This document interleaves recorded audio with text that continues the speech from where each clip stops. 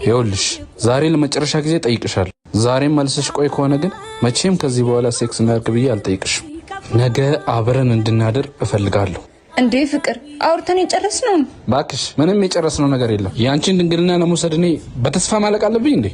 የምሰጥ ተራ ነገር አይደለም። ክብሬንም ሴትነቴንም ነው። እንዲህ በቀላሉ ካገኘህኝ ትንቀኛለህ፣ ትጠላኛለህ። ትንሽ ጠብቀኝ ፍቅር። ደሞ ተረትሽን ጀመርሽ። ስልክሽን ጠብቃለሁ። ደሞ ሐሳብሽን ካልቀየርሽ ድጋሚ ስልኬ ላይ እንዳትደውይ።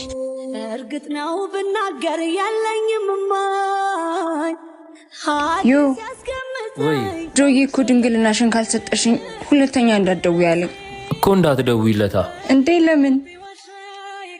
ድንግልናሽ ሴትነትሽም ክብርሽም ስለሆነ። ግን እኮ እሱም ይወደኛል፣ እኔም እወደዋለሁ። እሱ እኮ ነው ችግርሽ። የሰውን ልጅ እወደዋለሁ እንጂ ይወደኛል አይባልም። እሱን ግን አምነዋለሁ። እና ምን ላይ ወሰንሽ? ድንግልናዬን ልሰጠው። ከሰጠሽው ሰርጉን እርሺው። ክብርሽን ጠብቂ። ሴትነትሽን አታስደፍሪ። አንቺ ራስሽን ካላከበርሽ ማንም አንቺን ሊያከብር አይችልም። ይቅርታ፣ ግን እሱን ማጣት አልችልም።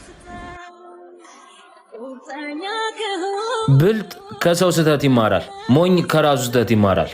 ከልብሽ ይልቅ ገላሽን መርጧል። ገላሽን ከሰጠሽው ክብርሽን እርሺው።